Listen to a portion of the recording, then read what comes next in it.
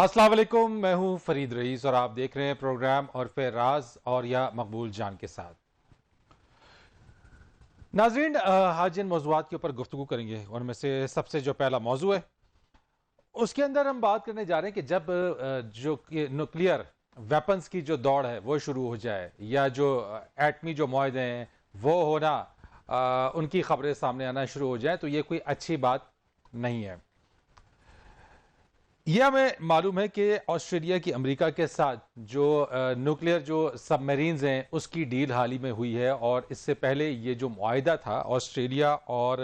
France के दरमियान 2016 में $40 बिलियन का, ये ऑस्ट्रेलिया ने इसको ख़त्म करके अमेरिका के साथ हाथ मिला और कहा जा रहा है कि ये जो ट्राईलैटरल एक इत्तेहाद बन के आ रहा है जिसमें अमेरिका, बरतानिया, ऑस्ट्रेलिया शामिल है। और इसी के साथ साथ इसराइली एक अखबार है टाइम्स ऑफ इसराइल, उसमें एक ब्लॉग पोस्ट लिखा गया है फैबियन बेसरॉ की जानिब से और जिसमें वो ये बताते हैं कि पाकिस्तान और चीन के दरमियान एक नया न्यूक्लियर या एटमी मुआहिदा तय पाया है। और वो ये कहता है इस अखबार, इस ब्लॉग के अंदर, इसके जरिए कि दुनिया जो है और ख़ास तौर के ऊपर जो है वो एक नए एटमी जो जंग है, ये एटमी कन्फ्लिक्ट है, उसकी तरफ जो है वो बढ़ गई और इसमें जो है वो बहुत सारे खतरात पैदा हो सकते हैं। इसके ऊपर आज बात करेंगे इस सारे मामले के ऊपर, क्योंकि जो न्यूजीलैंड क्रिकेट टीम का वापस जाना है वो महज वापस जाना नहीं है, उसके पीछे बहुत सारे हकायक है। सामने एक छोटी तस्वीर है लेकिन इस छोटी तस्वीर के पीछे एक बहुत बड़ा कैनवस है जिसको देखने की जरूरत है और ये मकबूल जान साहब हमारे साथ मौजूद होंगे, उनसे इस पर बात करेंगे। इसी के साथ साथ हमारा जो दूसरा मौजू होगा जिस पर हम गुफ्तगू करेंगे उसमें आफिया सिद्दीकी के हवाले से होगी बात। आफिया सिद्दीकी की जो जेल के सामने शेख उमर सलमान की क़यादत में मुसलमानों की जानिब से जो वहाँ एक तंजीम है उसकी मुजाहरा किया गया है, जेल में उनके साथ जिस तरीके का जो रवैया अख्तियार किया गया उसके बाद 48 दिन तक जो है वो उनको मजीद उनके साथ जो कुछ होता रहा उसके ऊपर भी बात करेंगे और यह साहब से इस पर गुफ्तगू करेंगे। और साथ ही साथ हमने इससे पहले किया था कि फोर्स कन्वर्जन के हवाले से जो बिल है ये 4 अक्टूबर 2021 को parliamentary committee to protect minorities from forced conversion, ये इसका जो है वो इजलास, जो बिल इससे पहले भी हम प्रोग्राम में बात करते रहे हैं, वो 4 अक्टूबर को ये सेनेट की पार्लियामेंट्री कमेटी है इसमें पेश हो गई है। और जो ड्राफ्ट बिल है कि ये जो prohibition of force conversion bill 2021, जिन शिकों के ऊपर एतराज़ था जिसके ऊपर हमने बात भी की है, क्या उनके ऊपर उन एतराज़ात को दूर किया गया या उन्हीं के साथ इस बिल को दोबारा पेश करने की तैयारी की जा रही है, इस पर बात करेंगे। और ये मकबूल जान साहब, पहला जो मौजू हमारा और जिसके ऊपर हम बात करने जा रहे हैं, ये जो एक इसराइली अखबार ने जो बात की है, जो इंकिशाफ किया है, जो खबर सामने आई है जिसमें पाकिस्तान और चीन के दरमियान एटमी मुआहिदा और ख़ास तौर के ऊपर ये जिस तनाजुर में हम अगर इसको देखें कि ऑस्ट्रेलिया और अमेरिका के साथ जो डील चल रही है, जो न्यूक्लियर जो एटमी आपदोजों के हवाले से, इसको किस तरीके से आप देख रहे हैं? देखें, सूरत हाल इस वक्त ये है कि हम इस वक्त पाकिस्तान का मीडिया देख लें, सिर्फ इस चीज़ के ऊपर फोकस किए हुए है कि न्यूजीलैंड की टीम चले गई है, अब दुबई में हम उससे जाके मुकाबला करें या ना करें, हमारी क्रिकेट बचेगी कि नहीं बचेगी, इंग्लैंड चली गई है तो इंग्लैंड के साथ हम कैसे उसको डील करें, पीसीबी है, उसके बाद ब्रिटिश जो है बीसीपी है, उसको कैसे हम डील करें। सिचुएशन ये है कि हम इससे ऊपर सोच नहीं पा रहे।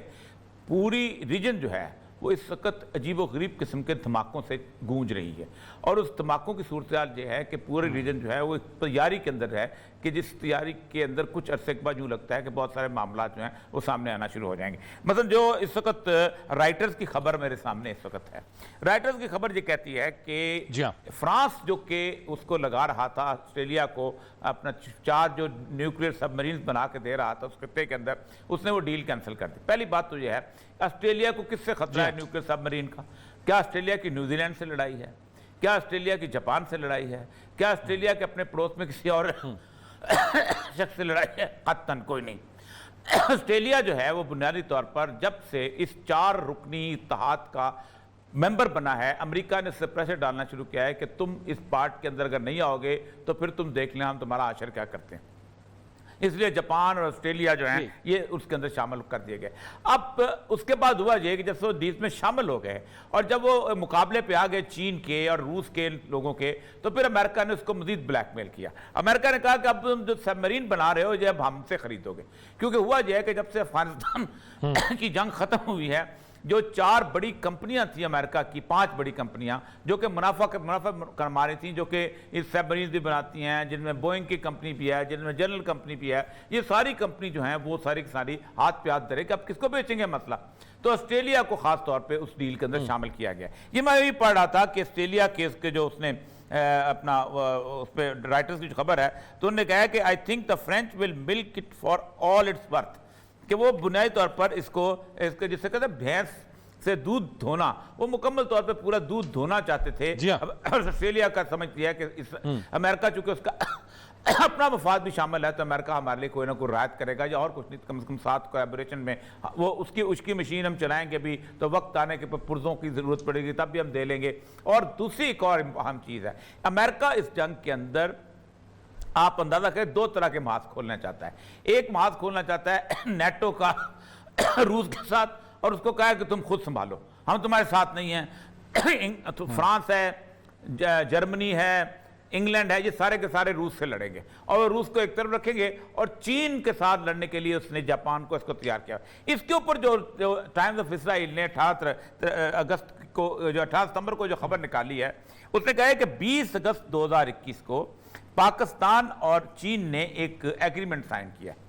और इस एग्रीमेंट में वो कहता है कि उसके अंदर जो इंपॉर्टेंट चीज है वो transfer of nuclear technology, uranium mining and processing, और nuclear fuel supply and setting up research reactors which will help Pakistan to increase the nuclear weapon stockpile. वो कहता है कि इससे होगा ये कि पाकिस्तान की जो स्टॉक पाइल है न्यूक्लियर की वो बढ़ जाएगी। वो कहता है 5 बुनियादी नुकात हैं उस पूरे मायदे के। Exploration and mining of the uranium and training of the personal.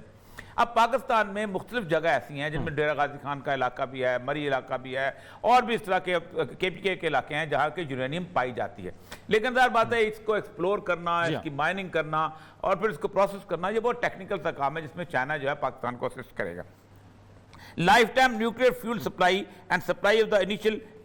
Initial refuelling fuel assemblies and associated core component, कि पूरी जब तक पाकिस्तान और चीन की दोस्ती है उस वक्त तक फ्यूल जो है सप्लाई करता रहेगा, ताकि हमारे जो न्यूक्लियर पावर प्लांट्स हैं जिससे हम बिजली हासिल करते हैं और बहुत सारा काम करते हैं वो चलते रहेंगे। Setting up of the miniature neutron source reactor, ये मिनिएचर न्यूट्रॉन सोर्स रिएक्टर जो होता है ये बुनियादी तौर पर वो उस एक बहुत छोटे लेवल का वो एक रिएक्टर होता है कि जिसके अंदर से हम मुख्तलिफ यूनिट्स की सप्लाई जो है बिजली की, जैसे कराची में भी सेकंड जो लगा ये एशियन बेस्ट है, बल्कि कहा जाता है कि दुनिया का शायद दूसरा बड़ा न्यूक्लियर पावर प्लांट है जिससे हम बिजली सप्लाई कर रहे हैं। इसके बाद radio active management resources and, इसमें ये 5 मैं लंबी बात नहीं करना चाहता, उम्मीद को क्या पढ़ने का फायदा है। ये पाकिस्तान को इस वक्त चाइना की सपोर्ट हासिल होगी। अफगान सिचुएशन ने किया ये है कि इंडिया को बिल्कुल अलग कर दिया है, क्योंकि आप खुद सोचें कि पहले दफा ऐसा हुआ है कि वो अफगानिस्तान जहां कभी इंडिया रक्स किया करता था उसने उन्होंने IPL पे पाबंदी लगा ली, इंडियन प्रीमियर लीग पे पाबंदी लगा ली है कि खबरदार तुम अब जहां नहीं आओगे। जहां कभी इंडिया की फिल्में जहां लगा करती थी, ये खिलाड़ी उनके बड़े नाज और नखरे हुआ करते थे वो भी उन्होंने खत्म कर दिया। पाकिस्तान के साथ उनके तल्लुकात, आज उन्होंने बहुत तारीफ की है ज़बील मुजाहिद ने पाकिस्तान के प्राइम मिनिस्टर की, उन्होंने बहुत हद तक हमारी मदद की। अब पाकिस्तान की हालत यह है कि पाकिस्तान की मदद जो है, पाकिस्तान की तारीफ जो है यूरोपीय मुल्क भी कर रहे हैं, आज यूनान के सफीर ने भी की है कि पाकिस्तान हमें निकालने के लिए मदद की। लेकिन इस सिचुएशन के अंदर एक रास्ता पाकिस्तान के लिए बहुत इंपॉर्टेंट है, जो हमने कल भी कहा था और आज भी कहा था, कि इस सारी सिचुएशन के अंदर निशाना पाकिस्तान बनाया जा रहा है। पाकिस्तान जितनी जल्दी अफगानिस्तान को तस्लीम कर लेगा, पाकिस्तान और अफगानिस्तान दोनों मिलकर एक इतनी बड़ी कुव्वत बन जाएंगे रीजन के अंदर। आप खुद सोचें कि अफगानिस्तान की, लेकिन औरिया साहब ये तो आप जो बात बार बार कर रहे हैं, आपने गुज़िश्ता रोज भी ये बात की कि पाकिस्तान जितनी जल्दी इसको एक्सेप्ट कर ले उतना ज्यादा अच्छा है, लेकिन आपने इससे पहले जो बात की है जिसमें हमने देखा कि ऑस्ट्रेलिया, जापान, अमेरिका, बरतानिया एक तरफ ये और दूसरी तरफ पाकिस्तान और चीन के दरमियान होने वाली ये जो इसराइली अखबार है टाइम्स ऑफ इसराइल, जिसकी जो खबर देता है यहाँ पे, ये सारी सूरत हाल जा किधर रही है, हो क्या? देखिए मैं आपको क्या निकलेगा, मैं वही मैं बयान कर रहा था कि अगर पाकिस्तान और अफगानिस्तान दो ऐसे इकट्ठे जो है इस वक्त हो जाएं इस रीजन के अंदर और स्ट्रेटेजिकली भी इकट्ठे हो जाएं, एक दूसरे को तस्लीम भी कर लें, आप सोच नहीं सकते कि पूरे इंडिया के नीचे तक वो जो 25 करोड़ मुसलमान इस वक्त बहुत बुरी हालत के अंदर हैं, जो कश्मीर के अंदर बैठे हुए हैं, जो बांग्लादेश के अंदर बैठे हुए हैं, ये सारे के सारे जो हैं एकदम इस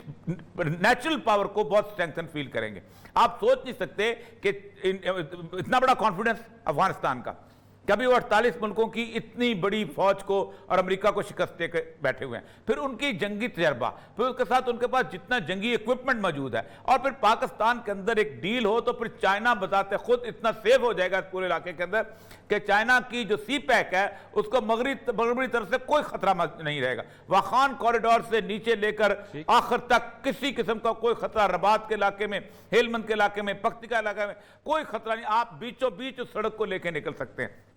तो आपको खुद पाकिस्तान इस वक्त जो वेस्टर्न पावर्स की तरफ देख रहा है और रीजनल फोर्सेस की तरफ देख रहा है, ये पाकिस्तान बुनियादी तौर पर गलती कर रहा है। और इस वक्त इससे पहले कि ये सारे का सारा मामला जाए, जितनी जल्दी वहां पड़ी हुई है, न्यूक्लियर सबमरीन बन रही हैं, इंडिया को इक्विप किया जा रहा है, पाकिस्तान का कभी अब न्यूजीलैंड निकल गया, फिर उसके बाद बाकी निकल गए, अभी प्रोपेगेंडा शुरू हो जाएगा थोड़ी देर के अंदर कि पाकिस्तान जो है एक बड़ी अनसेफ स्टेट हो गई है। यहाँ पर आप ट्रैवल एडवाइजरी शुरू हो जाएंगी, ट्रैवल एडवाइजरी के साथ शुरू हो जाएगा पाकिस्तान के अंदर जो है ये तालिबान की मदद करता रहा है, इतने अरसे से अंदर अंदर पैसे देता था, उनको वेपन देता था, पूरे इतने बड़े बड़े न्यूयॉर्क टाइम्स के, वाशिंगटन पोस्ट के आर्टिकल शुरू हो जाएंगे, एक पूरी फिजा बनाई जाएगी जैसे उसामा बिन लादेन के जमाने में बनाई गई थी। इस दौरान अगर छोटा सा एक वाकया जैसा 9/11 का हुआ था, कहीं दुनिया में हो गया, किसी रेलवे स्टेशन में हो गया, किसी और जगह हो गया, उसमें कोई एक पाकिस्तानी को इन्वॉल्व कर लिया गया, या जैसे होता है किया जाता है अक्सर औकात कर लिया जाता है, आप सोचें कि उसके बाद होगा क्या? उसके बाद पूरी दुनिया ये समझेगी कि पाकिस्तान बुनियादी तौर पे एक रोग स्टेट है